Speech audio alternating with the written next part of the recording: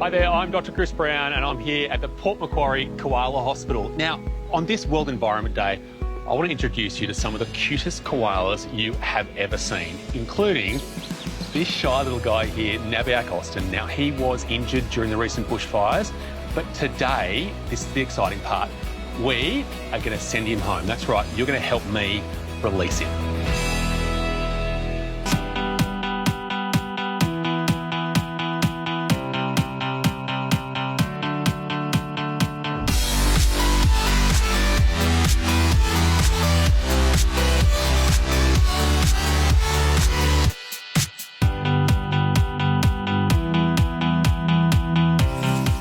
Right now, the volunteers are getting some leaf ready for our friends, and in a minute, we're going to go into the yard and help to feed them. But first, I want to take you behind the scenes at the Port Macquarie Koala Hospital. Hey there, Gabby. Hi, Chris. How you going? I'm well. How are you? You're busy. I am busy. You're always busy, though, always aren't you? busy in this place. Always busy. We're getting some formula ready for our koalas this morning. I thought you might be. Yeah. So this is, you're using Divedalac. Divedalac, I yes. recognise that from the vet practice. Yep. So we use it on wildlife as a bit of extra feeding, especially for young animals. But That's right. What do you use it for here? Well, we use it for hydration for the animals. So basically bushfire animals that have come in that are very, very dehydrated. So I guess the crucial thing is they're trying to recover and they're trying to heal and they're trying to rebuild their bodies that have been injured. That's right. The protein in this is crucial. The nutrition, yeah, it is liquid gold for koalas. In terms of tough times, it doesn't get much tougher than the bushfires. How many tins of this were you going through? I've lost count. We didn't even go for tins. We went through about sacks, about 25-litre bags of it. So I've lost count. Now, you're a bit of a koala master chef. Would you mind if I sampled your product? Not a problem. I have got a clean syringe. Would you like me to feed you like a koala? Please do. Okay, all right. So we've mixed everything up, all right. It's the full experience, isn't it? I mean, you're really going behind the scenes now. All right, then. Now, you don't mind if I come up close? No, I won't bite. Okay. It's fine. So we'll just go for the side of the mouth. Okay, ready? How's that? Wow. Look, no offence. I wouldn't have a whole cup of it. No, I wouldn't either. It tastes just right. Does it? It does. Yeah. Nice and warm? Tastes how it should taste. Excellent. Now, Gabby, we are on a school excursion here, a virtual school excursion. And so naturally, we have questions. And the first question is actually from Nadika and Sammy. Hey, Dr. Chris, how many koalas were in the hospital when the bush was on fire? Now, Gabby, I think you'll know the answer to this one. What do you think? How many homes were lost for koalas? Wow, that's a great question. Difficult one to answer because there's a lot of habitat that got burnt. I reckon there was thousands and thousands of trees that went. Yeah. And out of those 1,000 trees, 600 koalas would have gone, maybe even more. In this area? In this area alone, yes. It's a lot, isn't it? Too many. Yeah. Too many have lost their homes, and it's going to take so long for the regeneration for these koalas, for the growth of the trees and for the koalas to come back, if they come back. Yeah. We do actually have another question here from Alona. Dr. Chris, how do you know everything about koalas? Well, I mean, I wouldn't say I know everything about koalas. I learn about koalas at university, and since I've been a vet, I've obviously learned on the job and coming to places like this. When you're interested in something and you love the animal, you're a sponge and you will learn everything about it. You're very good with these school excursion questions. You've obviously done this before, Gabby. I haven't been on a school excursion for a long time. You're on one right now. I am. It's taken such a long time. I love it. I want to go back to school. You learn so much there too. Yeah, so it's great. Yeah, love it. Gabby, I know good formula when I see it, and that looks just about perfect. Stirred just right. I know someone is hungry out there. Oh, Lismore Rose is waiting for you. I know. So I'll take that from you. just hand this to you. Yep. Thank you. There you go. All right, I'm going to head out now. And enjoy. Thank you. I'm going to head out now and feed little Lismore Rose. But before we do that, here's a little reminder of how so many koalas ended up here in the first place.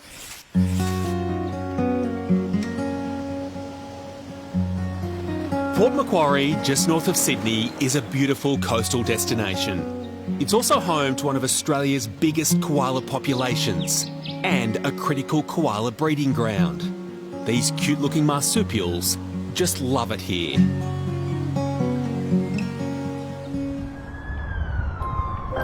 But when the bushfires began in July 2019, everything changed.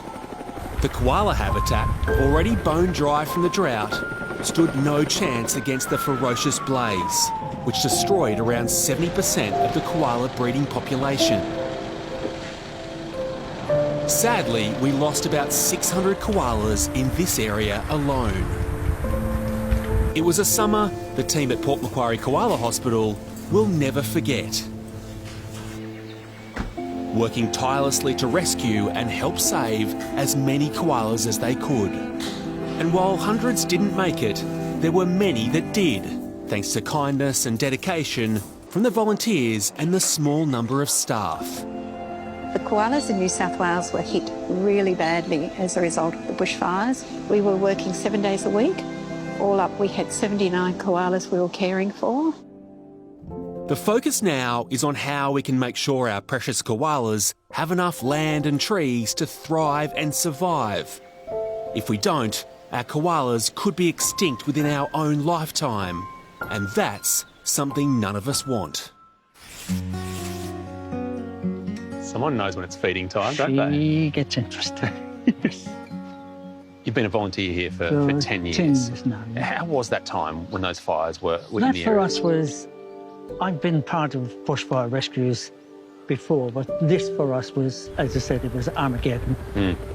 Because the sky all around Port Macquarie was glowing. Yeah. There was smoke everywhere. And one of the little orphans you were helping out at that time was Rose here, wasn't It it? was little Rose. Oh, she came to us from north of the state, up at Lismore. Yeah.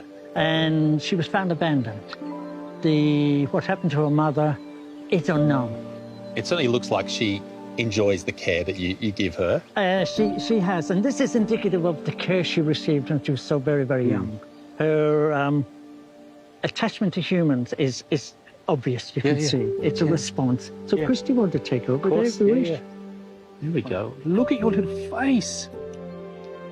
And you must fight this urge every single day that they are so cuddly, they're so adorable. You want to reach out and give them a big hug. Exactly. But obviously for their own benefit, that shouldn't happen. And it shouldn't happen. And this is where all part of our care is the preparation for their eventual release into the wild.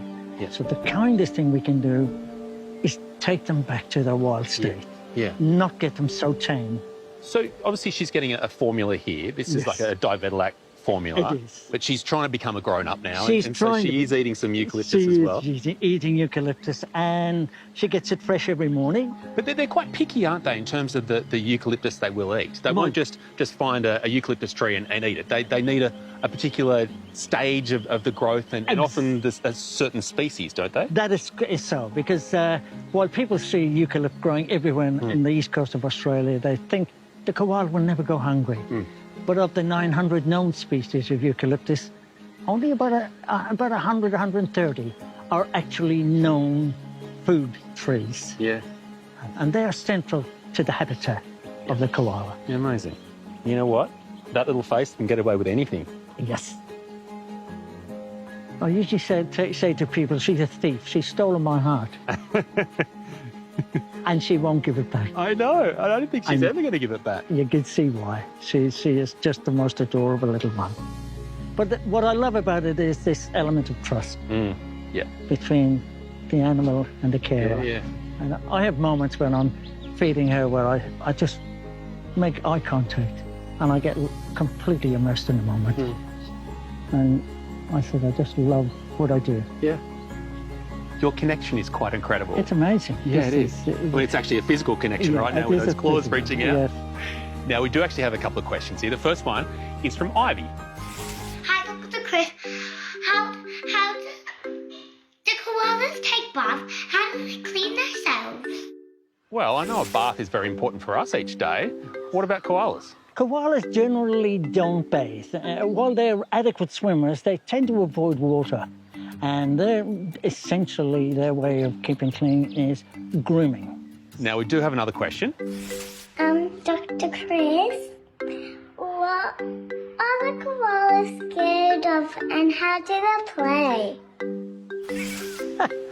Okay. Well, Mick, this might be one for you. Okay. Now, this is fairly typical of what she can do. Let's see if we can. What are koalas scared of? It's an interesting thing with koalas. They're scared of sudden noises. Obviously, they're scared of, I suppose, bushfires naturally, of course, but their instinct is to climb when there are fires. And not all koalas are like Rose here. Most koalas are scared of people, They are of mostly. dogs, of cars, of all Yes. that scary stuff. And with good reason too, because sometimes coming across a car or a dog Yes. isn't a pleasant thing. It creates the greatest fear in them and the greatest harm, of course, as well. At the height of the fires, the hospital was being overrun with patients that needed extra special care. This is on top of the fact that so many animals were already struggling to find food in amongst one of the worst droughts ever. But one koala caught everyone's attention, and his name is Baz, and he's right here. Now, he was rescued by a firefighter in the Lake Innes region. He was in terrible shape, but one lady brought him back from the brink, and we call her the Koala Nana.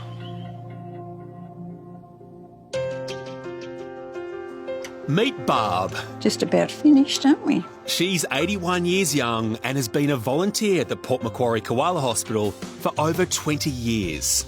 I just love them. I just do what I do because I just love koalas. I don't know why anybody wouldn't love them. And this is her latest rescue. The little Joey I've got at the moment is Koala Justine.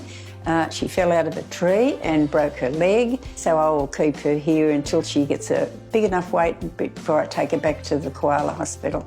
Barb has been caring for injured koalas in her home for as long as she can remember. This bushfire season was the worst she's ever seen. Sky was just red. We were getting ash falling over here from the hospital. The closest fire was about 6 kilometres away from where we are. When a koala named Baz was brought to the Port Macquarie Koala Hospital, he was in really bad shape. Well, he came in, he was only very, very tiny, and actually it was the firefighters that found him. Once assessed and treated, Barb was asked to take him home and nurse him back to health. With a lot of care and round-the-clock attention he had for a while, making sure he got enough fluids into him and enough leaf, proper leaf to eat. He picked up really well, and he sort of got a little bit spoilt like that. And if you thought Bluey was the only animal celebrity, think again.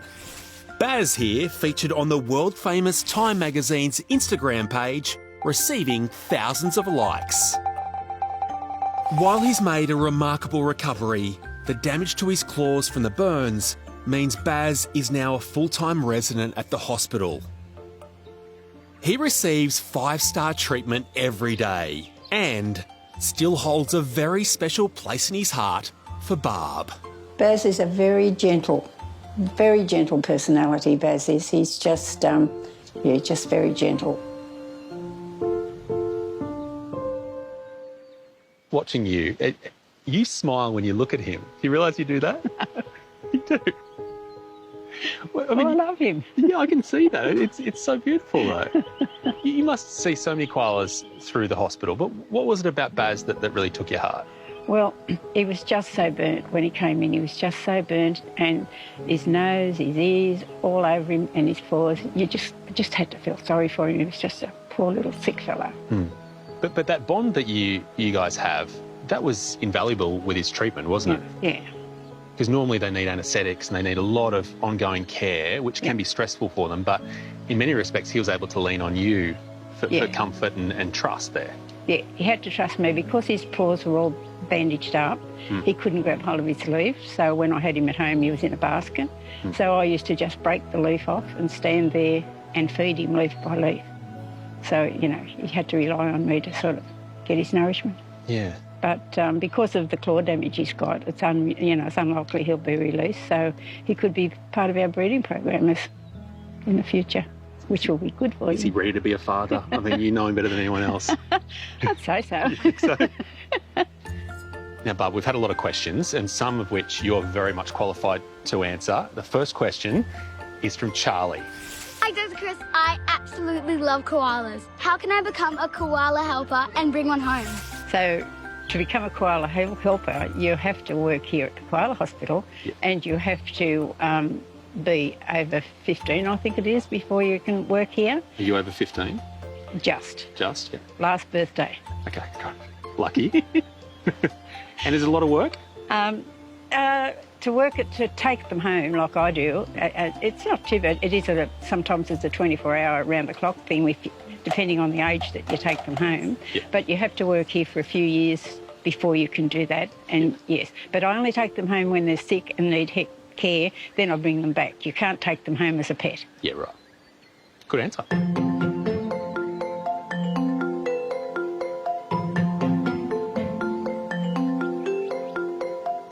Now, just along from Baz is a koala named Lina Paul. Now, Paul was actually rescued just before Baz, and so many of you left questions on my Facebook page wanting to know how he's going. Now, before I give you all the details, here's a little reminder of the remarkable journey that Paul has had. The bushfire at Crestwood Lake Innes Nature Reserve was fast and furious. The first successful koala rescue in that area was a young koala named Paul, after his rescuer. The poor guy was severely dehydrated and had suffered burns to his hands and feet. You see, the only way for a koala to escape is down. And when a tree is on fire, the heat quickly burns their paws. Over 90% of Paul's fur was singed. His back two legs and paws were also really badly burnt. Poor Paul had to have ointment applied and towels where he sits every day just to make life more comfortable for him. Everyone watched him closely, not knowing if he would survive. But Paul was a fighter. Slowly but surely, he began showing signs of recovery. Then back in December, he was moved out of the intensive care unit and into the rehabilitation yards outside. And that's where we find him today. That sort of recovery just makes the job very worthwhile.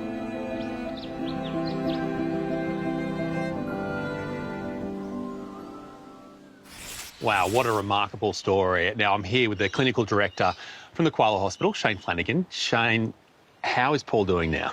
Paul's doing really well, considering what he was like when he first came in. What was that like, to be greeted by that little face? Well, his face was black when he first came in. As you can see, he's lost most of his ears. He was just a little black burnt ball.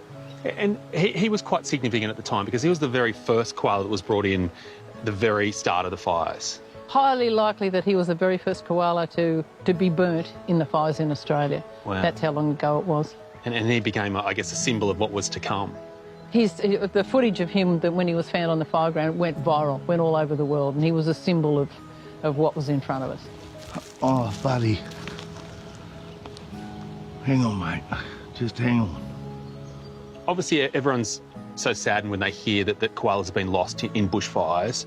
Why is this particular population so important? Well, he comes from a population of koalas that are so genetically diverse, they are of national significance. That this means that these are animals that are really good for breeding and adapting to change. And we've basically wiped out most of them. How many do you think you lost? Probably 600 in this population alone.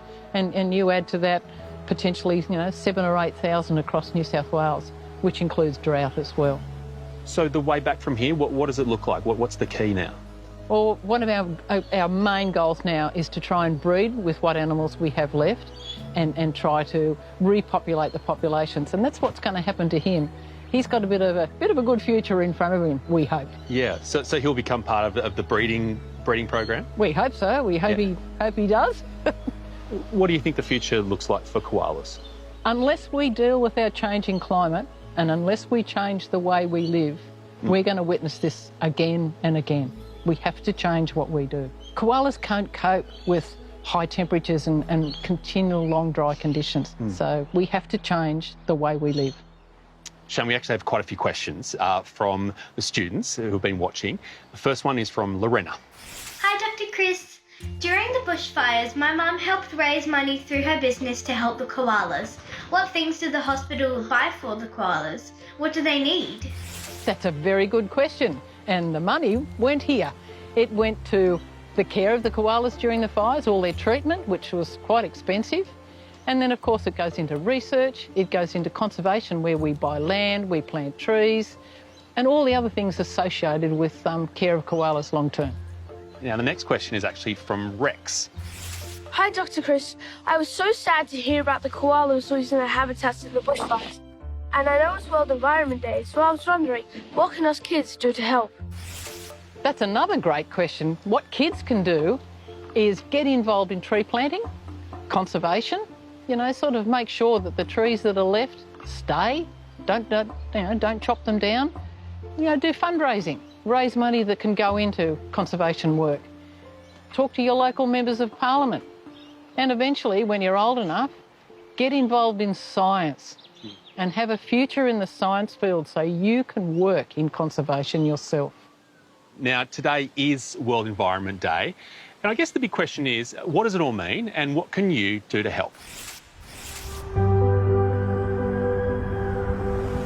During the bushfires, we lost over 1 billion animals. Now that is a really big number. And sadly, thousands of those were from our already declining and vulnerable koala population. With changes to our climate, koalas were already struggling with record-breaking heat and drought. In fact, the Australian government confirmed that 2019 was the hottest and driest year ever on record. So our planet is sending us a message. It's time to take notice and take action to help our environment and our dwindling koala population. So here are some practical ways we can all help. By planting more trees. By not polluting our environment. By using less water. By turning off our appliances like lights so we save energy. By recycling so we don't need to cut down more trees. And of course, your help is always needed to support the amazing work of all the volunteers at Port Macquarie Koala Hospital, where you can go online and adopt your very own koala. Hi there. Now, if you've just joined us, we are at the Port Macquarie Koala Hospital, catching up on how all those koalas that were burnt during the bushfires are doing. And very soon, you're going to be front row for the release of a very, very special koala, Nabiak Austin. But before that, we have a question from Ariella in Sydney. Hi, Dr. Chris. Can you please tell me how Owen is doing? Because I adopted him during the fires. First of all, biggest news of all, Anwen is actually a female. That's exciting. But Shane, tell us how Anwen's going now. Anwen is now back out in the wild. Amazing. Along with 25 other koalas from the fireground. Great. And she actually went back to the tree she was captured from. Really? Yeah, and had good foliage return, so yeah, it was great. I'm loving these questions, Shane. I have a feeling Miles might be trying to trip you up with his next question, though. Have a listen to this. Dr. Chris, how do the koalas speak? Koalas, they really do speak. They can speak in their body language, but they also can make pretty strong vocal sounds. And a male koala can sound like a cross between a pig and a motorbike. Now, I've heard it before, so I don't need to hear it, but, I mean, do you do impressions? No, I don't. You don't?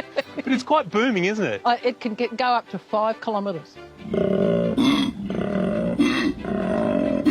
Yeah. It's pretty bad. And a female she can cut too, don't you worry. Well, we're talking about males and females. There's another great question. Hey, Dr. Chris, how can people tell which is a female and male koala? So, Shane? You can answer that one. How do you tell a male from a female? Well, they're really no different from anybody else. Mm-hmm. And, you know, the males have male parts and females have female parts. But one quick way, the males have a scent gland and there's a brown stain in the middle of their chest. So that's a quick way to tell. So they look like they've got a little, like they've spilt their dinner on their chest? Yes. That's a male. Yeah. And another very important way is when we ear tag our koalas, we ear tag the males in the left ear and the females in the right ear because females are always right. See, that's a good answer. That's why you were always meant to answer that question. Sue, I reckon you have the job that just about every kid wants. You're the president of the Koala Hospital. Yeah. Chris, I'm very, very lucky. I think I've got the best job in the world. Yeah. I get to come in and care for these beautiful koalas regularly, but I also get to lead the organisation that's going to start breeding wild koalas and try and rebuild the wild koala population for Australia. And, you know, what an honour that is.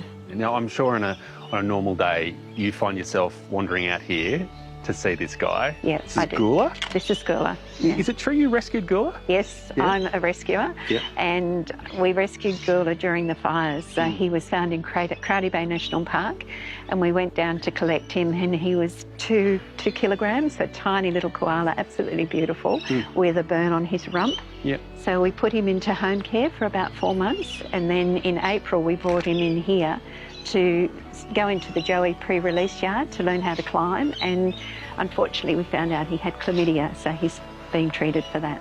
Now, chlamydia is something that we hear a lot about with koalas. Other than natural disasters, chlamydia is the biggest killer of Australia's koalas right now, and we're trying to do a lot of work with some universities and other organisations to come up with something to treat it. And Gula here, what's the future for him? Gula's having treatment now for chlamydia. At the end of that time, we'll watch him for about another 3 weeks. He'll go into the Joey yard, we'll make sure he can climb, and he'll be released back to Crowdy Bay, where we got him from. How's that going to be for you that day? It will be a wonderful day. Yeah. I'll feel like I've done my job. It will also be a sad day. I'm getting tears in my eyes I can already. see, yeah. I'm very attached to him, and I've got to, it will be a wonderful day. So during the fires, the response wasn't just within Australia. Worldwide, people were touched by the plight of these guys. Were you surprised by that? We were overwhelmed. We had donations coming from every corner of the world, and it was just overwhelming. Let's have a look back and see how it all played out. Now, what's happening in Australia is unprecedented. It looks to get worse before it gets better. The Black Summer bushfires made news all around the world.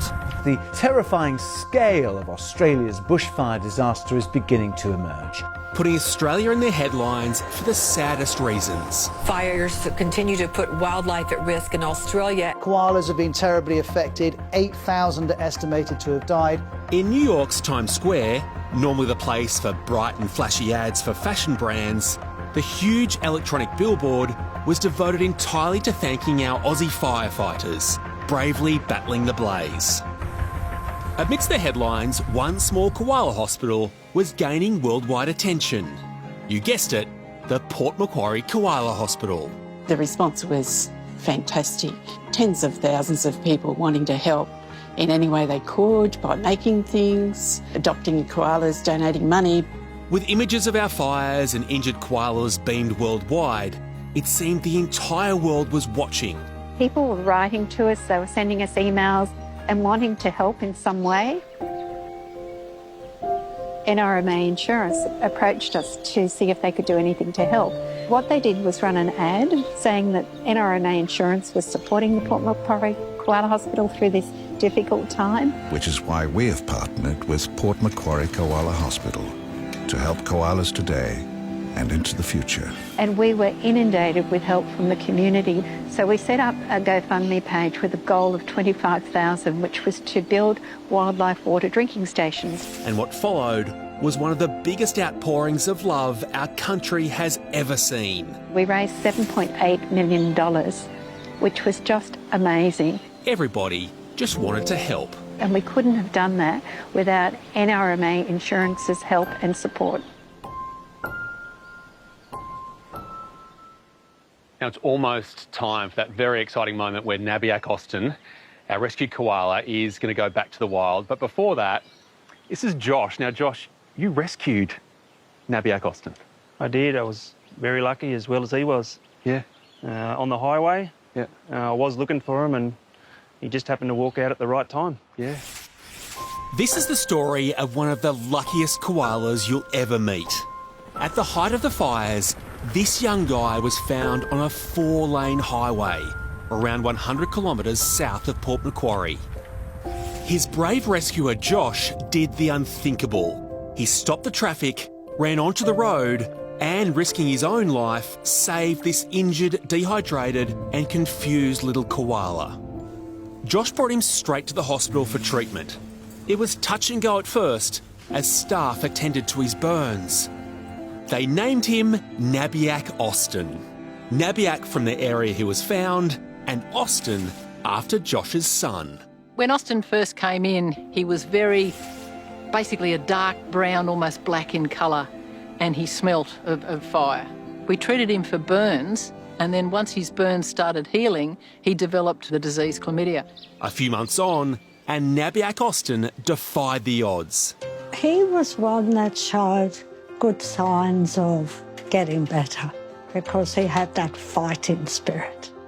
His recovery was incredible. Twice daily, the volunteers gave him his formula and made sure he was fed the same type of eucalyptus specific to his own region. The rate of recovery is remarkable. Nabiak Austin, along with all the other remaining burns victims, had damp towels wrapped around branches to protect their bottoms, legs and arms, as their burnt fur and skin is very sensitive. This incredible little koala became the star of the show, with thousands of people adopting him from as far away as Africa and Canada. Today, Nabiak Austin finally gets to go home. We always miss them when they leave here, but I get terribly excited when I know they're going home because they belong out there. They're a wild animal. But not before one very special reunion. Well, he's been on a massive journey, so would you like to... I would love to. Meet him again? Yep. Come on through.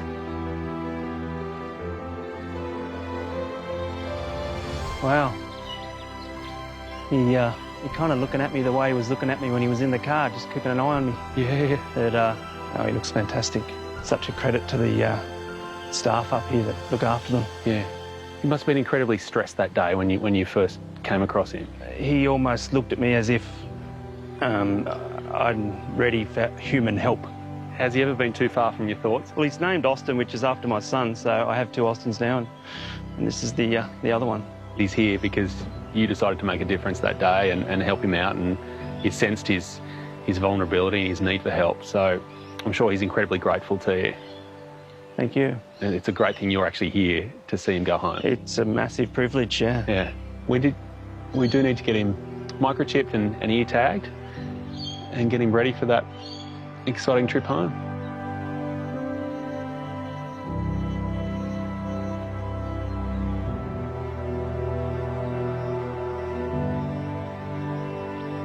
And after 8 months, it is finally time for Nabiak Austin to head home. Perfect. Look at the forks. Yeah. Couldn't be better. Like 7 different options. Ah, perfect. Okay.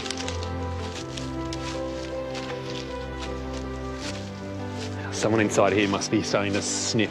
I bet he is. He says, I can smell home. You know what? Just seems right that Josh is here to release him, right? Yep. He saved his life in the first instance. Yep. Josh, come on in, mate. Thank you. This is your time. Well, I guess it's our time, but... Yeah, but you caught him, you release him. Thank you. So, now there's a plan. So... You are, little man. Hello. Welcome back. Welcome back to the wild. Just push him up a little higher. Yep. Those arms. There we go. You got it, little man. Oh no, he's got his own idea. Yeah.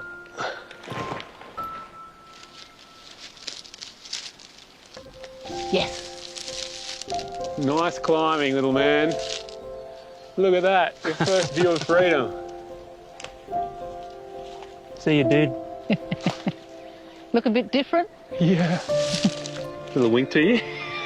Little thank you. Oh, that is so cool. Isn't it great?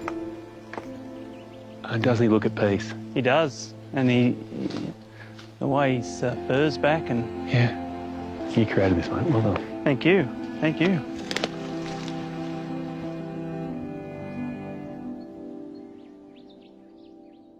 Good luck, Austin. The rest is up to you, mate. I reckon you got this. See you, buddy.